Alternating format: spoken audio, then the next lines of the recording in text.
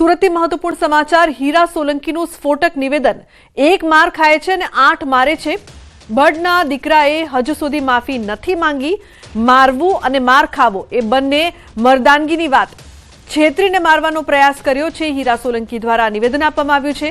Video બનાવી એક દહેશત ઊભી કરવા માંગતા હતા। સોલંકી કહ્યું કે અહીં તો માર મારે અને વિડીયો ઉતાર્યો એ મને દુઃખ છે, એ મને ખટકી ગયું। આવી દાદાગીરી સહન ન થાય પછી કોઈ પણ હોય।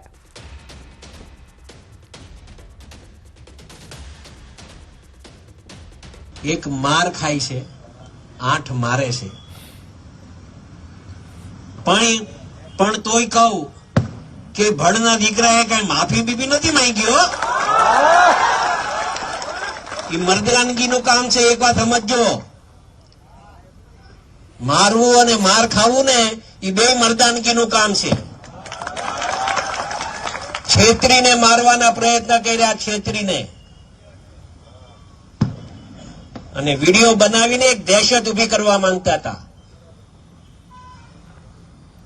નહીં તો સ્વાભાવિક રીતે બને કેવું માર ખાવા વાળા હોય એના પરિવાર વાળા વિડીયો ઉતારી જાય। શું કામ? કે ભાઈ આ મારવા વાળો હતો। પણ આ લોકો તો પોતે મારે, પોતે વિડીયો બનાવે। એનું દુઃખ હતું મને મિત્રો, એ મને ખટકી ગયું હતું અહીંયા મગજમાં। મેં કીધું આવી દાદાગીરી સહન નહીં થાય।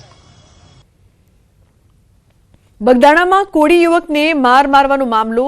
માયાભાઈની પ્રતિક્રિયા સામે હીરા સોલંકીનો વળતો જવાબ। જે થઈ રહ્યું છે એ સારા માટે થઈ રહ્યું છે, જે થશે એ સારા માટે થશે। તો જયરાજ આહિર જેલમાં ગયા બાદ માયાભાઈ દ્વારા અપાયેલ પ્રતિક્રિયામાં કહેવાયું હતું કે જે થઈ રહ્યું છે એ સારા માટે, જે થશે એ પણ સારા માટે થશે। જેનો વળતો જવાબ અપાતા હીરા સોલંકીએ પણ કહ્યું કે હું પણ એ જ કહું છું કે જે થઈ રહ્યું છે એ સારા માટે થઈ રહ્યું છે, જે થશે એ પણ સારા માટે થશે। એમાં ઈશ્વરનો સંકેત હોય છે। આપણે જે ખોટું કર્યું છે આટલામાં સમજી જવાનું હોય, રોકાઈ જવાનું હોય, આગળ વધાય નહીં।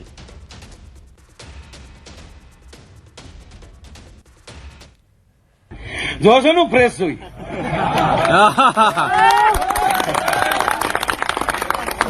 કારણ કે હું ગીતાને માનું છું, ભગવાનને માનું છું। જે અર્જુન જે થઈ રહ્યું છે એ બરાબર થઈ રહ્યું છે, અને જે થયું એ પણ બરાબર થયું છે, અને જે થશે એ પણ બરાબર। બસ આ દ્વારકાધીશ કહીશ, હું નહીં।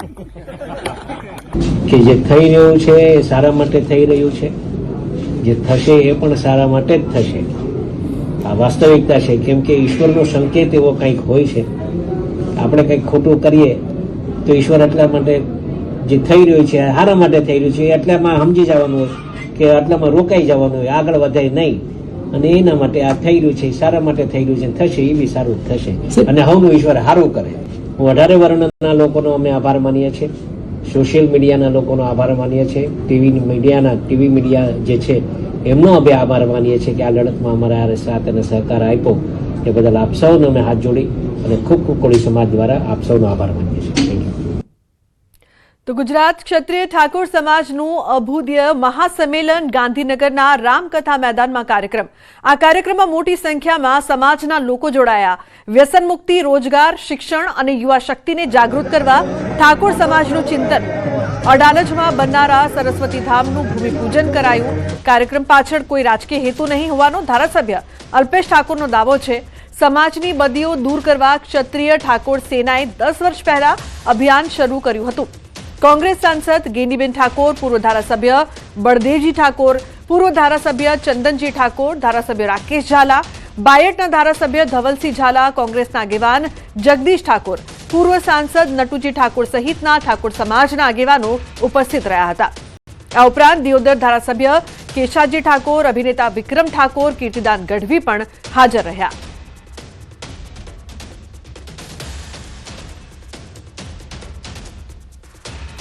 एक गरीब वंचित लोको, एक एवा लोको जे विकास जंके छे, एक एवा लोको जे पोतानी भूख साथे मळ्या, एक एवा लोको के रात्रे पोताना दर्द साथे मळ्या अने पोताना बाळकोना उज्जवल भविष्यनी जे सपનું જોયું હતું એ સપનું પૂરું થતું જોવા માટે આખી રાત જાગ્યા અને એમનો સાચા અર્થમાં અભ્યોદય થાય અને સાચા અર્થમાં એમનું આવનારું ઉજ્જવળ ભવિષ્ય સારું શ્રેષ્ઠ સમય લઈને આવે એનો મુખ્ય એજન્ડા આવનાર સમયમાં શિક્ષણ, ધંધા રોજગાર અને બીજાની હરોળમાં સમાજ કઈ રીતે ઊભો રહે, સમાજને એકજૂટતા દેખાય, સરકાર પાસેથી માગણી કરવાની હોય તો ચાલુ ધારાસભ્યો હોય, સંસદ સભ્યો હોય માગણી કરે, વિપક્ષ તરીકે અમારે ક્યાંક એમને સૂર પુરાવવો પડે તો સૂર પુરાવીએ, પણ સાથે મળીને સમાજનું કામ કઈ રીતે, રાજકીય રીતે, આર્થિક રીતે અને સામાજિક રીતે સમાજ કઈ રીતે આગળ વધે એ આજનો મુખ્ય એજન્ડા છે. તો સંમેલનમાં વિક્રમ ઠાકોરનું નિવેદન, બંધારણમાં ડીજેના નિર્ણય પર બોલ્યા વિક્રમ ઠાકોર અને ડીજે વાળાનું જરા વિચારજો તેવું પણ વિક્રમ ઠાકોરે કહ્યું. વિક્રમ ઠાકોરે ગેનીબેનને વિનંતી કરી. ખાલી થોડીક ગેનીબેનને મારે એક થોડીક વિનંતી કરવી છે. તમે જે સમાજ માટે બંધારણ આપણા સમાજના કલ્યાણ માટે કર્યું છે, બહુ સરસ કર્યું છે, પણ એક બે એવી વાતો છે જે તમારી સમક્ષ રજૂ કરવા માંગુ છું હું. કેમ કે ઘણા બધા મને ફોન આવ્યા, કેમ કે હું પણ એક કલાકાર છું એટલે ખાસ પેલા ડીજે વાળાનો બહુ ફોન આવ્યો. એટલે અરે બીજું કશું નહીં, એ લોકોનું પણ શું એમના ઉપર ઘર ચાલતું હોય છે, ઘણા બધા કલાકારો ડીજેમાં જ કામ કરતા હોય છે, તો એના માટે તમે થોડુંક વિચારજો શું કરી શકો. તમે બધા આગેવાનો છો, બધા ભેગા થઈને તમે નક્કી કરજો. તો ગાંધીનગરમાં રામકથા મેદાનમાં આ કાર્યક્રમ, જેમાં આ ક્ષત્રિય ઠાકોર સમાજનું અભ્યુદય મહાસંમેલન હતું. આ સંમેલનમાં અનેક વાતો છે તે કરવામાં આવી. કાર્યક્રમમાં મોટી સંખ્યામાં સમાજના લોકો પણ જોડાયા હતા. વ્યસનમુક્તિ, રોજગાર, શિક્ષણ અંગે મંથન કરવામાં આવ્યું. સાથે જ સમાજને લઈને નવું જે બંધારણ ઘડવામાં આવી રહ્યું છે તે અંગે પણ વાત કરવામાં આવી, ચર્ચા કરવામાં આવી. યુવા શક્તિને જાગૃત કરવા માટે આ કાર્યક્રમ. रात नहीं ख्वाब बदलता है, बोलो ने, रात नहीं ख्वाब बदलता है, मंजिल नहीं कारवा बदलता है, जज्बा रखो जीतने का, क्योंकि किस्मत बदले ना बदले वक्त जरूर बदलता है. खबर पड़े छे? रात नहीं ख्वाब बदलता है, रात नहीं ख्वाब बदलता है, मंजिल नहीं कारवा बदलता है, जज्बा रखो जीतने का, क्योंकि किस्मत बदले ना बदले वक्त जरूर बदलता है. वक्त बदलवो छे ने એટલે ભેગા કર્યા છે તમે. એ જાગો જાગો ઠાકોર હો જાગો, જમાનો બદલાયો હો, તમે દારૂના વ્યસન છોડો, જમાનો બદલાયો, બાળ લગ્ન ના કુરિવાજ છોડો, જમાનો બદલાયો, તમે શિક્ષણના માર્ગે હાલો, જમાનો બદલાયો. જાગો જાગો ઠાકોરો મારા જાગો. ઓમ તો જાગેલો છો અડધી રાતે 3 વાગે, જો તમે હા ઓમ જાગેલો તો ક્રોમશીક અમુક ટાઈમે શું થઈ જાય ખબર નહીં પડતી. તો હવે સમાચારમાં આગળ વાત કરીશું. ભાદરમાં સફેદ ઝેર.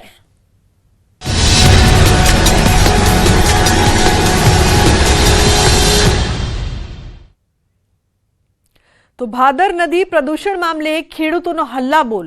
જેતપુરના કેરાડી ભાદર નજીક ખેડૂતોનો હલ્લાબોલ. ભાદર નદીમાં સતત વધી રહેલા પ્રદૂષણને લઈને ખેડૂતોમાં ભારે રોષ છે. અનેકવાર રજૂઆત કરવા છતાં પરિસ્થિતિ ઠેરની ઠેર છે. ખેડૂત આગેવાનો સહિત ખેડૂતોએ સૂત્રોચ્ચાર કરીને વિરોધ કર્યો છે. પ્રદૂષણ મામલે અનેકવાર રજૂઆત કરવા છતાં જીપીસીબી દ્વારા કોઈ કાર્યવાહી નહીં. કેરાડી, લુણાગરા સહિતના આજુબાજુના ગામોના ખેડૂતો ભાદર નદી પહોંચીને વિરોધ કરી રહ્યા છે. તો ઉલ્લેખનીય છે કે ખેડૂતો દ્વારા હલ્લાબોલ કરવામાં આવ્યો છે. મુનાફ લાઈવ જોડાયા છે વધુ માહિતી આપવા માટે. વધી રહેલા પ્રદૂષણને લઈને જે પ્રકારથી ખેડૂતોમાં ભારે રોષ છે. મુનાફ, અનેક વખત રજૂઆત કરવા છતાં પણ કોઈ પરિસ્થિતિને બદલાવ નથી જોવા મળી રહ્યો. શું હાલની માહિતી? ખેડૂતોમાં કેટલો રોષ આપ જોઈ રહ્યા છો મુનાફ?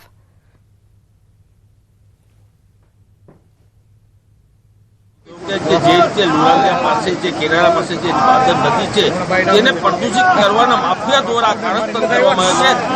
આપણે પેલા આના સીધા દ્રશ્યો બતાવ્યું કે કાશ્મીર જેવા અત્યારે દ્રશ્યો છે કે જાણે કાશ્મીરની ચાદર હોય તે ચાદર વિચારી જેવા દ્રશ્યો છે કે આ રીતે માફિયા દ્વારા પાણી છોડવામાં આવે છે. આ બે સવારથી ખેડૂતો વિરોધ નોંધાવ્યો છે, હલ્લાબોલ કર્યો હતો. જે રીતે આ પાણીથી આ ભાજપ સુધી પાણી જતું હોય છે અને આ ભાજપથી કેટલા બધું નુકસાન થતું, જમીનો બંજર બનતી હોય છે, મિત્ર પાસે ભયંકર બીમારીઓ થતી હોય, કેન્સર કે ચામડી જેવી બીમારી થતી હોય છે, છતાં તંત્ર દ્વારા માત્ર સેમ્પલ લઈ અને સેમ્પલ લઈને સંતોષ માનતા હોય છતાં કોઈ જાતની કાર્યવાહી કરવામાં આવતી નથી. આપણી છતાં અહીંના ખેડૂતો તેને જોડે આપણે વાત કરવાનું આ કેમિકલ યુક્ત પાણી છે તેનો કેવો નુકસાન છે. અત્યારે તમે જોવા જાઓ તો હજારો ગામને તકલીફવાળો પ્રશ્ન છે. હવે અત્યારે આ હજારો વીઘા જમીન તો બિનઉપજાઉ બની જ ગઈ છે, પણ પશુને લગતો અને રોગચાળાના પ્રશ્નો બહુ વધારે છે. અને તરમાં આ પાણી છે, તરમાં બધી બાજુ 1 કિલોમીટર પ્રસરી ગયું છે. અને જો આ બંધ કરવામાં નહીં આવે આ પાણી તો હજી ઘણા કિલોમીટર સુધી પ્રસરશે અંદર તરમાંથી અને ઘણા લોકોને નુકસાન કરશે. એના લીધે રોગચાળો પણ વધશે. શું કહેશો?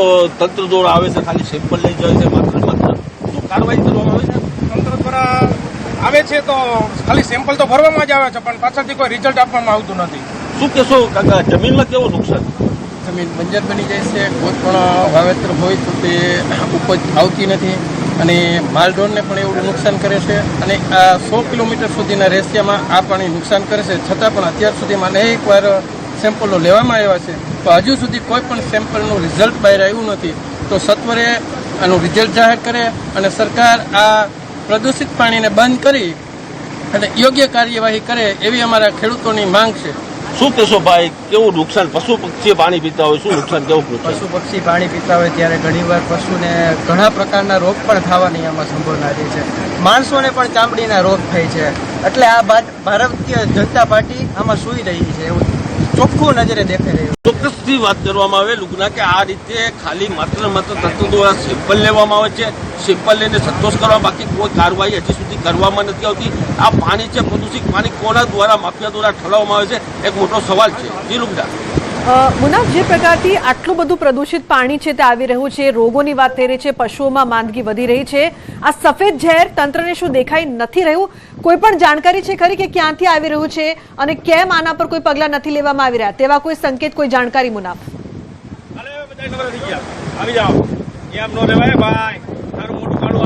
બિલકુલ, જો જે રીતે આપ કહી રહ્યા છો કે આ તંત્ર દ્વારા તંત્ર તો આવે છે માત્ર સેમ્પલ લઈ અને સંતોષ કરે. જ્યારે થોડા દિવસ પહેલા ન્યૂઝ 18માં અહેવાલ ચલાવ્યા હતા તેની અસર પડી અને તંત્ર તાત્કાલિક તંત્ર આવી અને સેમ્પલ લઈ ગયા, પણ માત્ર ખાલી સેમ્પલ લઈ અને સેમ્પલ દ્વારા ખાલી સંતોષ કરવામાં આવે છે.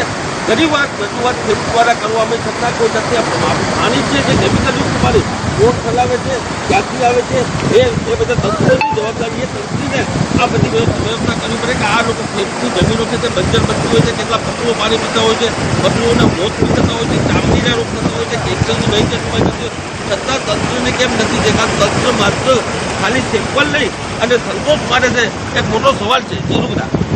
બિલકુલ મુનાફ, હવે મહત્વનો સવાલ એ છે કે આ સફેદ ઝેર ક્યાંથી આવી રહ્યું છે? નદી છે એ કુદરત માટે તો જરૂરી છે, પરંતુ અહીંયા ખેડૂતો માટે પણ જરૂરી છે. કેટલા સમયથી આટલું પ્રદૂષિત પાણી આવી રહ્યું છે, આ સફેદ ઝેર આવી રહ્યું છે અને તે ક્યાંથી આવી રહ્યું છે?